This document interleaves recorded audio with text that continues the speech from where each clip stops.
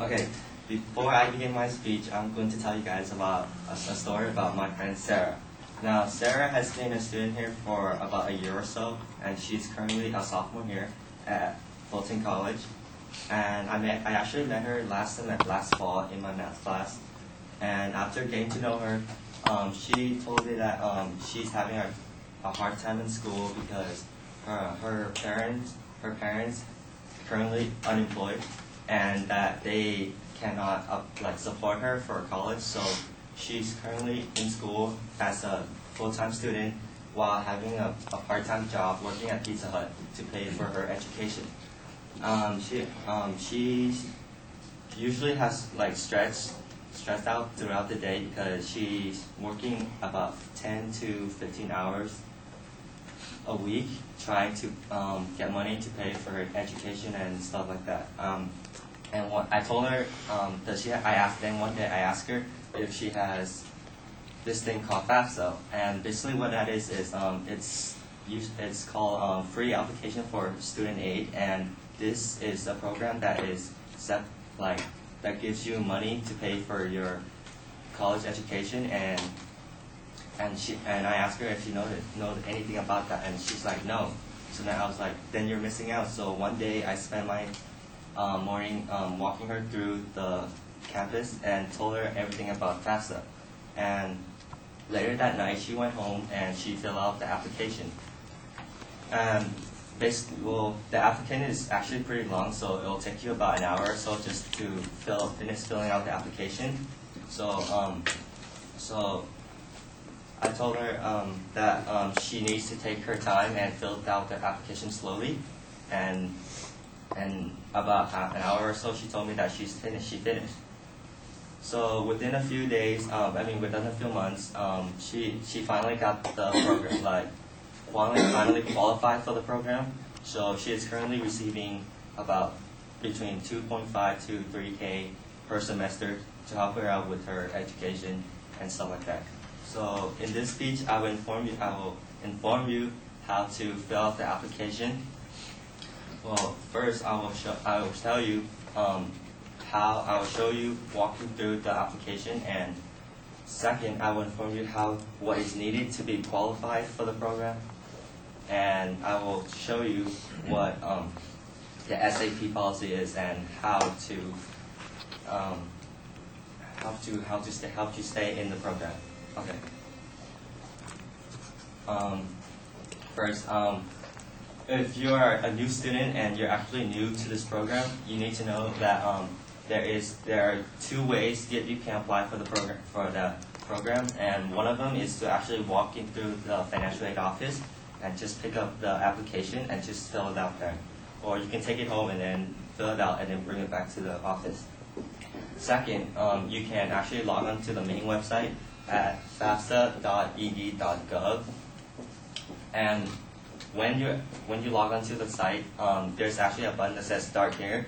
So you click on that, and it'll tell you what's to fill it out, like your name, your stuff like that, or social security number, and create a electronic PIN number, so you can come back and finish it if you don't feel like finishing all of it in one day. Secondly, I'll move on to my second point. Some people that will ask you, when you log into the site, it'll ask you for what is needed to be eligible, and some people actually don't know that. So in order to be eligible for the program, you must have your driver's license number and your social security number, and you must be a U.S. citizen or an eligible non-U.S. citizen, and you must be registered with Selected Service. In order to be, that's only if you're a male or you're 18 years old or older, and you must have no possession of drugs or whatever whatsoever.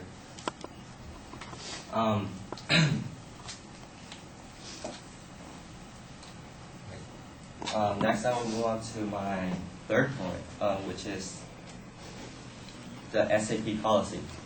Now, the SCP policy, which stands for Satisfactory Academic Progress. What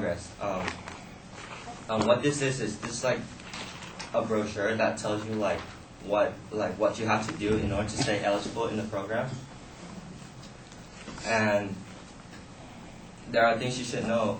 Okay, so first, there are different things such as probation status. Now, what this is first, let's just say that you are currently in school and you have 13 units. Now, so let's just say if you're in school and you have 13 units, you are expected.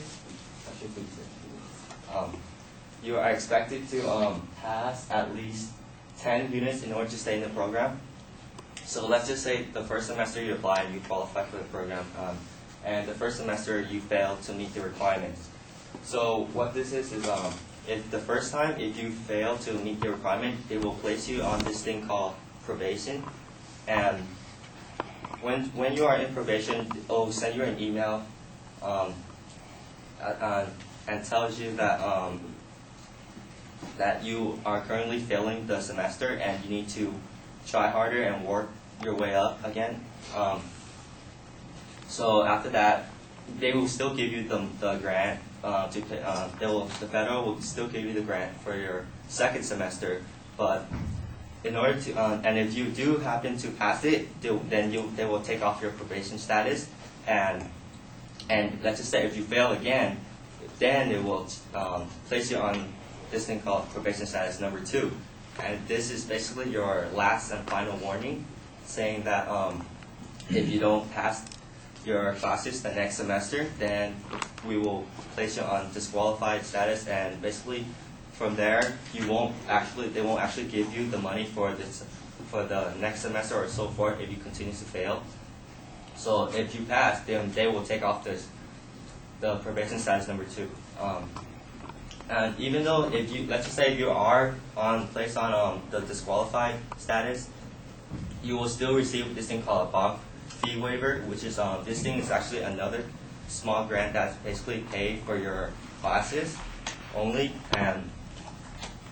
and that's it. But other than that, they won't give you money for whatever it is that you need, like for your personal use and stuff like that. Okay, so in this video I've told you about how to get started on FAFSA and the requirements, what is needed to be eligible, and the SAP policy.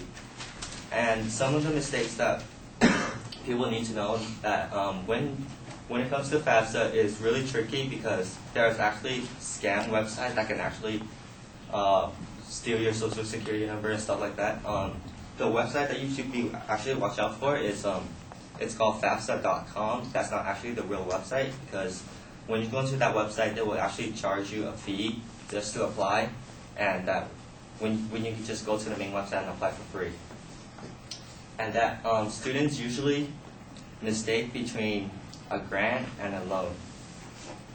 A grant is actually a money given to you by the federal government, and doesn't have to be paid back. And a loan is, they grant you money, and then you have to pay it back later on after. That's it. Okay.